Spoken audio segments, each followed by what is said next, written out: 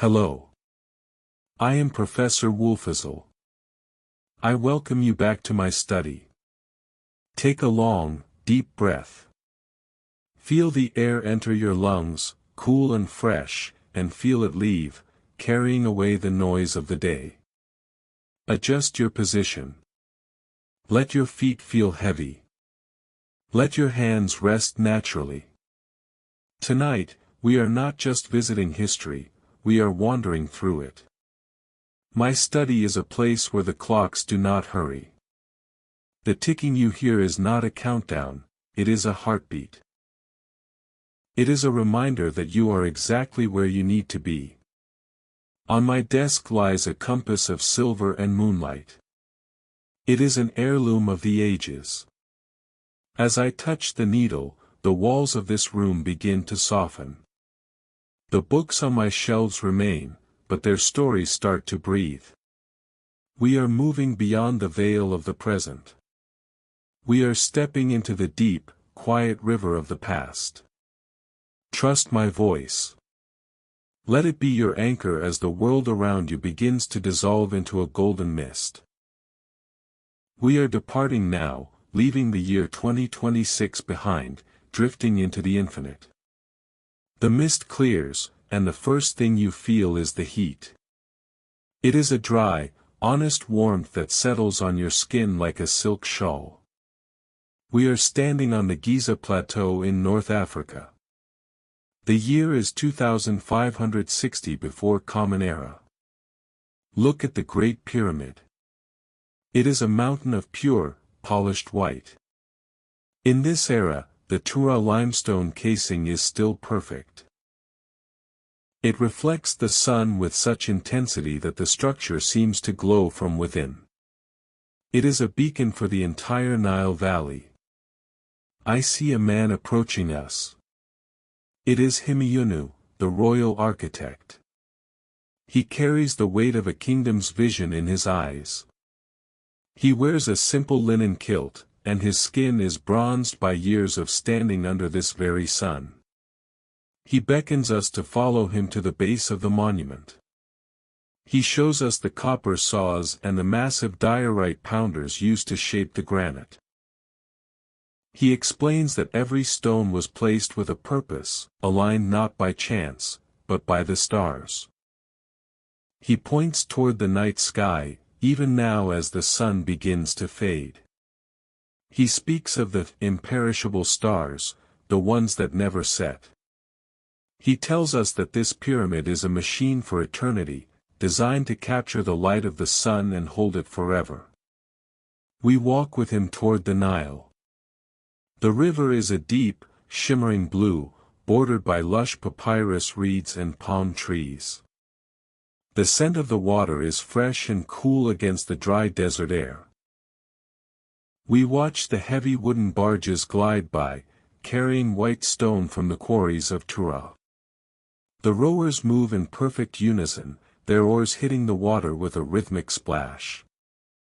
As the sun touches the horizon, the white pyramid turns a deep, burning orange, then a soft rose, and finally a ghostly violet. Himiyunu bids us farewell, disappearing into the shadows of the temples. The desert becomes silent. The stars come out, larger and brighter than you have ever seen them. You feel the absolute stability of the earth beneath you. The wind begins to pick up, blowing a fine, golden dust across the plateau. Watch as the grains of sand dance in circles, slowly obscuring the Great Pyramid.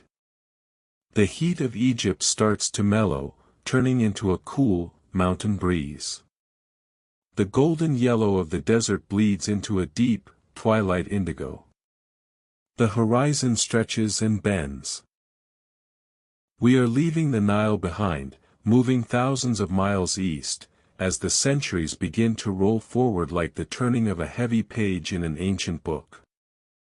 The desert sands of Egypt shift and become the rugged, dust-blown trails of the Silk Road. The year is 1275.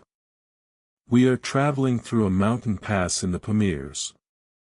The air is sharp and cold, smelling of snow and the musk of camels.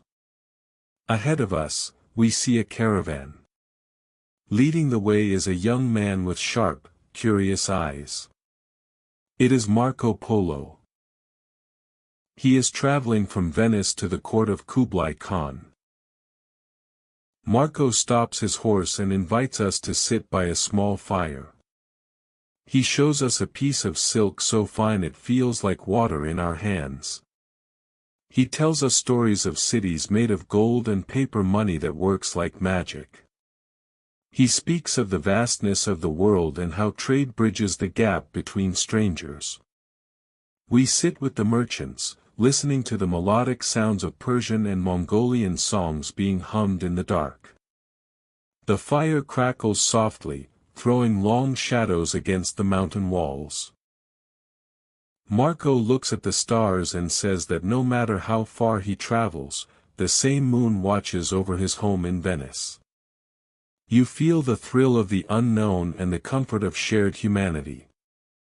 The world is large, but you are part of its great, slow pulse. The smoke from Marco's campfire rises high into the night sky, swirling into a thick, gray fog. As you breathe in, the scent of exotic spices, cinnamon, cloves, and musk, slowly fades, replaced by the sharp, metallic tang of salt and coal smoke. The solid ground of the mountain pass begins to sway gently, as if the earth itself has turned into water. The 13th century dissolves, and the mechanical thrum of a much younger world begins to vibrate in the air. The mountain air transforms into a cool, invigorating sea breeze. The sound of the caravan fades into the bustling noise of a great harbor. We are in Southampton, England. It is April 10, 1912. Before us stands the RMS Titanic. She is a wall of black steel, crowned with 4 massive gold and black funnels that reach toward the clouds. We walk up the gangway, the wood creaking slightly under our feet. The air smells of salt, coal smoke, and the excitement of 2,000 souls. On the bridge, we find Captain Edward J. Smith. His beard is white, and his eyes are calm, reflecting decades of experience on the high seas. He stands with his hands behind his back, looking out at the horizon. He tells us that this ship is the pinnacle of human ingenuity. He speaks of the watertight doors and the powerful Marconi wireless telegraph that connects this floating city to the rest of the world. In the first-class lounge, we meet the traveler Clara. She is sitting in a deep green velvet chair, her eyes bright with the thrill of the journey. Beside her is Thomas Andrews, the ship's designer. He is quiet and modest, holding a roll of blueprints. He points to the intricate carvings of the grand staircase. He tells us that every piece of oak was selected for its strength and beauty. We walk with Clara to the deck as the ship begins to move. The vibration starts deep in the soles of your feet. It is the power of the massive reciprocating engines. It is a low-frequency hum that vibrates through your bones, a mechanical lullaby that promises progress. We watch the coast of England disappear into the mist. The Atlantic Ocean opens up before us, a vast, dark mirror. The ship moves with a grace that defies its size. As night falls, the Titanic becomes a palace of light in the middle of a dark world. We sit in the library, the only sound being the ticking of a mahogany clock and the distant rush of water against the hull. You feel the immense power of the ocean and the fragile beauty of the dreams we carry across it. Close your eyes and listen to the rhythmic rush of the waves against the steel hull.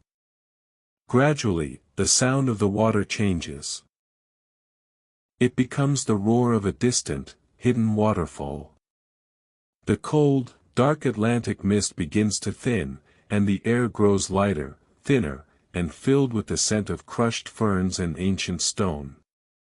The heavy steel of the 20th century melts away, and we find ourselves being lifted high into the clouds, back to a time when the mountains were the only cathedrals. The salt air transforms into the thin, sharp scent of mountain oxygen and damp moss. The sound of the engines becomes the sound of a distant waterfall. We are in Peru, high in the Andes Mountains. The year is 1911. We are climbing a narrow, stone path that winds around the peaks. The mist is so thick we can barely see our hands, but I am leading you upward. Suddenly, the clouds part, and we are standing at the entrance to Machu Picchu.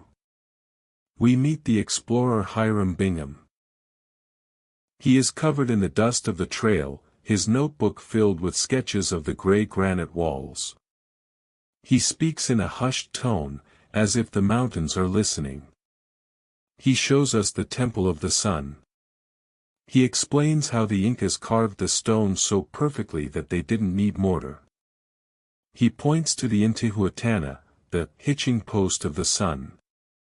He tells us that the Inca priests used this stone to tie the sun to the earth during the winter solstice, ensuring the return of the warmth. We sit on a stone terrace, looking down at the Urubamba River thousands of feet below. It looks like a silver thread woven through the green velvet of the jungle. The air is silent, except for the occasional cry of a condor soaring above. We meet a local farmer, a descendant of the Incas, who still works these terraces. He offers us a piece of dried corn and speaks of the Pachamama, the Mother Earth. He tells us that the mountains are not just stone. They are living spirits that protect those who respect the land. You feel the ancient, solid weight of the Andes. The world below is far away, forgotten. A cloud drifts across the terrace, wrapping us in a soft, white blanket. The jagged peaks of the Andes begin to soften, their harsh edges rounding into the gentle, terracotta curves of an Italian city. The thin mountain air grows thick and warm, smelling of rosemary and fresh bread. We are descending from the heights of the New World and drifting back across the sea, into the golden heart of the European Renaissance. The mountain peaks dissolve into the warm, terracotta rooftops of Florence, Italy. The year is 1504. The air smells of rosemary, fresh bread, and linseed oil. We are walking through the narrow streets, crossing the Arno River. We enter a quiet studio filled with white marble dust. Standing before a massive block of stone is Leonardo da Vinci. He is not painting today, he is sketching the flight of a bird in his notebook. He looks at us and speaks of the connection between the human body and the geometry of the universe. He shows us a model of a flying machine made of wood and canvas. He tells us that the eye is the window to the soul and that nature is the greatest teacher. Nearby, we see a young Michelangelo, his hands covered in white dust as he chips away at a piece of marble. He tells us that he is not creating a statue, but simply setting the figure free from the stone. The light in the studio is golden, filtering through the high windows. You feel the immense power of human creativity. It is a time of rebirth, and you are part of its waking dream. As Michelangelo strikes the marble, the sound of his chisel transforms into the soft clack of wooden sandals on a stone path. The white marble dust in the air turns into delicate, pink cherry blossom petals. The warm sun of Florence fades into a soft, hazy spring morning. We are traveling across the continents again, heading east toward the rising sun, where time is measured by the falling of a single leaf. The golden light of Florence becomes soft and fragrant with the scent of cherry blossoms. The gray stone of the studio turns into the raked gravel of a Zen garden. We are in Kyoto, Japan. The year is 1610. It is the peak of the spring season. The wind blows gently, and the air is filled with a slow-motion rain of pink petals. We walk toward a small wooden tea house by a pond. We meet a tea master, a student of the great Sen no Rikyu. He invites us inside. The room is simple, made of cedar and paper. He prepares the tea with movements so slow and precise they look like a dance. He speaks of wabi-sabi, the beauty of things that are old, worn, and humble. He tells us that a cracked bowl is more beautiful than a perfect one because it has a story to tell. Outside, sitting by the pond, is the poet Matsuo Basho. He is a young man here, his eyes fixed on the water. He doesn't move for a long time. Then, he whispers a few words. He speaks of the silence of the garden and the ripples made by a single frog. He tells us that the greatest adventures are the ones that happen inside the mind. The sun filters through the cherry trees, creating a mosaic of light and shadow on the wooden floor. The world here is defined by grace. You feel your thoughts slowing down, becoming as clear as the water in the pond. Look into the center of the pond. Watch the ripples spread outward until the surface becomes a mirror of the sky. The green moss of the garden begins to turn into the deep turquoise of the Pacific Ocean. The sound of the wind in the cherry trees becomes the snapping of canvas sails in a strong gale. The 17th century stretches out, pulling us onto the deck of a great ship of discovery. The cherry blossoms turn into the white foam of the Pacific Ocean. We are on the deck of the HMS Endeavour. The year is 1769. The air is warm and smells of tropical flowers and salt. Standing at the rail is Captain James Cook. He is holding a sextant, measuring the angle of the sun. He tells us that we are searching for a great southern continent. Beside him is Joseph Banks, a botanist with a collection of strange, colorful plants we have never seen before. He shows us the drawings of a kangaroo and explains how every new island is a library of nature. The ship creaks as it moves through the turquoise water. We see the distant outline of an island, Tahiti. The people there greet us with peace, and we spend the evening on the beach, watching the stars. Cook tells us that the ocean is not a barrier, but a highway. You feel the rhythm of the waves, a deep, swaying motion that relaxes every muscle in your body. The horizon begins to shimmer and blur.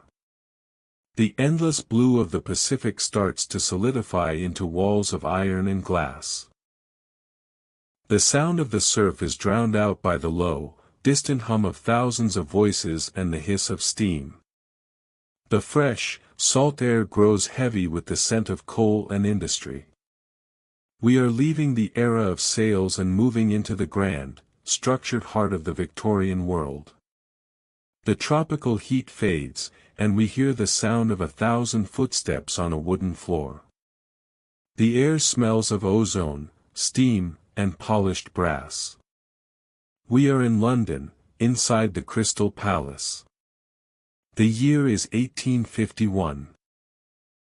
This is the Great Exhibition, the heart of the Victorian world. The building is a marvel, a cathedral made of iron and 300,000 panes of glass. We walk through the central transept, where giant elm trees grow right through the floor, reaching for the glass ceiling. We meet Prince Albert, the visionary behind this event. He is dressed in a formal coat, his eyes shining with pride.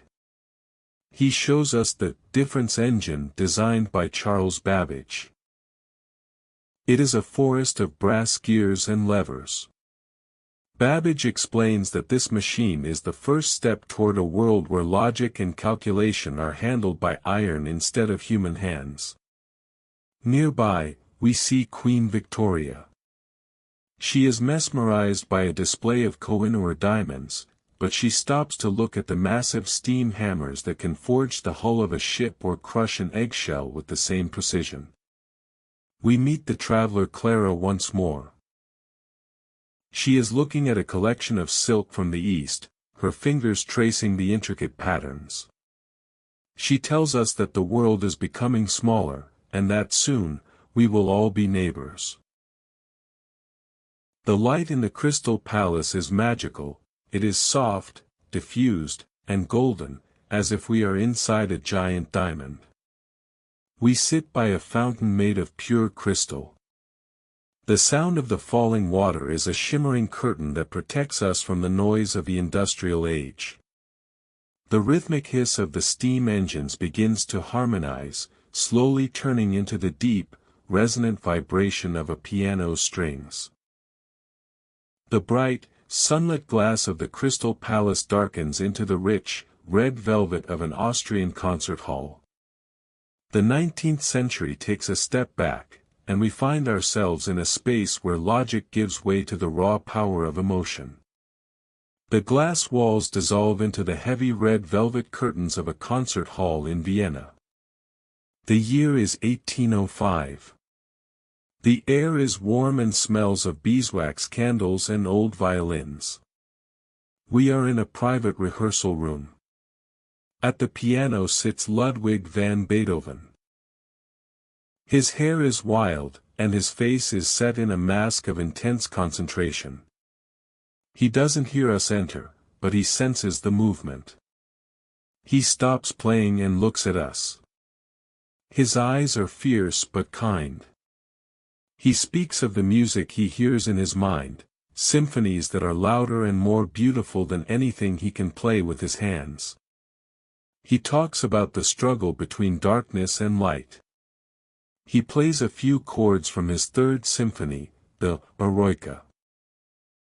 The sound is massive, filling the room until the very floorboards vibrate. He tells us that music is the bridge between the human and the divine. We sit on a wooden bench, feeling the resonance of the piano in our chests. Beethoven plays a slower melody now, something soft and haunting. He tells us that even in silence, there is music. You feel the emotion of the notes washing over you like a warm tide. The world of politics and war is outside these walls, but inside, there is only the truth of the melody. As the final note of the piano fades into a long, reverberating silence, the air becomes filled with the scent of wild thyme and salty sea air. The red velvet curtains pull apart to reveal a sky of such intense, clear blue that it takes your breath away. We are traveling back, far back, to a time when the world was young and thought was as solid as marble.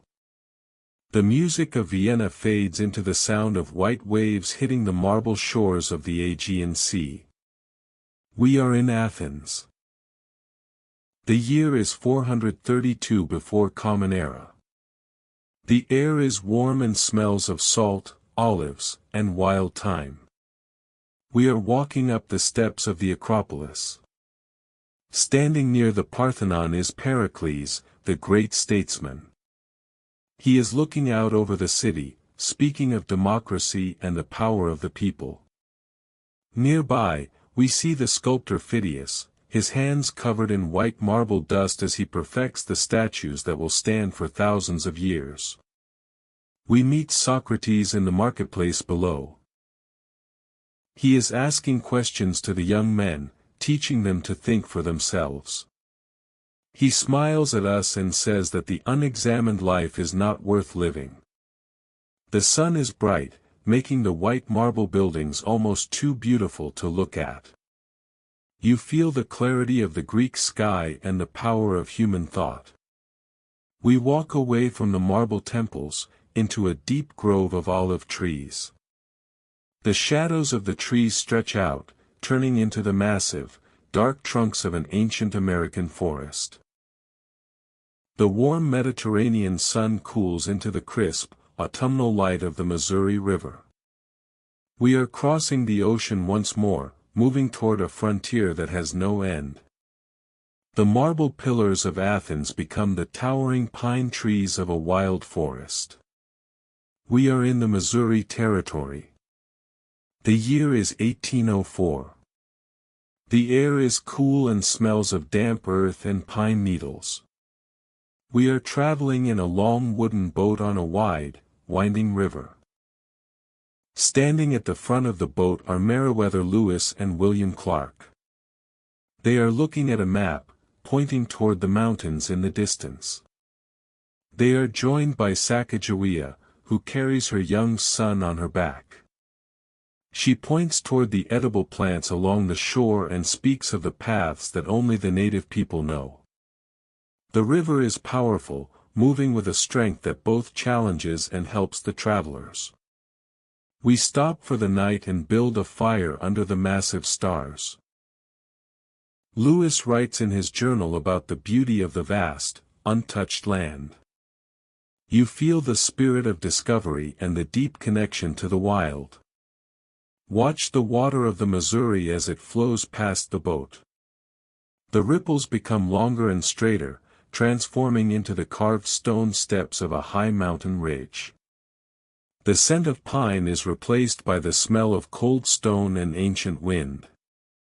We are leaving the new frontier and traveling to a wall that was built to last forever. The American wilderness becomes a high, stone path winding along the ridge of a mountain. We are in China. The year is 1380. The air is crisp and smells of stone and winter wind. We are standing on the Great Wall. We meet a guard who has been standing here for many years. He tells us stories of the dragons that live in the mountains and the strength of the empire. He shows us the signal fires that can send a message across hundreds of miles in a single night. We walk along the stone path, looking out at the mountains that stretch as far as the eye can see. The sun is setting, turning the wall into a golden dragon winding through the peaks. You feel the incredible scale of human effort and the permanence of the stone. The stone of the Great Wall becomes the heavy, grey stone of a university cloister. We are in Oxford, England. The year is 1249. The air is cool and smells of wood smoke, damp earth, and ancient parchment. We are walking through the cloisters of University College. We enter the library, a room with high stone arches and windows that let in a pale, scholarly light. We meet the friar and scientist Roger Bacon. He is surrounded by glass lenses, astronomical charts, and heavy books bound in leather. He shows us a magnifying glass and explains how it bends the light to reveal the secrets of the small. He speaks of a future where men fly through the air and ships move without oars. He tells us that the greatest power in the world is the power of observation.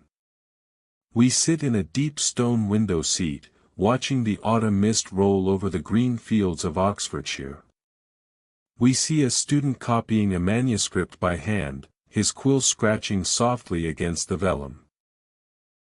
This is a place where time is measured in centuries, not minutes. The walls are thick, protecting the knowledge of the past for the people of the future. You feel the weight of this history. It is a solid, comforting weight. The scratching of the quill begins to fade, replaced by the familiar, comforting tick-tock of the clocks in my study. The smell of old parchment blends with the scent of the dying fire in the hearth. The mist outside the library window is the same mist that brought us here. We are gently drifting back, out of the river of time, and into the safety of the present moment. The stone walls of Oxford begin to soften and glow. The scent of wood smoke remains, but it becomes the familiar smell of the fireplace in my study. The silver compass in my hand is quiet now. The needle has returned to its resting place. Our journey is complete. You have walked the sands of Egypt with Himeyunu. You have traveled the Silk Road with Marco Polo. You have felt the engines of the Titanic with Captain Smith and Thomas Andrews. You have climbed the Andes with Hiram Bingham and shared a moment of wonder with Clara. You have seen the rebirth of art with Leonardo and Michelangelo. You have sat in the silence of Japan with Basho and the Tea Masters. You have explored the oceans with Captain Cook. You have seen the future in London with Queen Victoria and Prince Albert. You have heard the soul of music with Beethoven and explored the secrets of light with Roger Bacon. You have seen the birth of democracy in Greece and the wild frontiers of America. These people are no longer just names in a book. They are your companions. Their courage, their creativity, and their peace are now a part of you. My study is dark now, lit only by the low, red glow of the embers in the hearth. The clocks are still ticking, tick, tock, tick, tock. They are keeping time for a world that is fast asleep.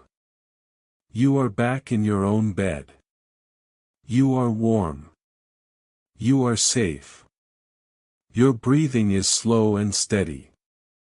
I, Professor Wolfizzle, will stay here by the fire for a while longer. I will watch over the books and the silence.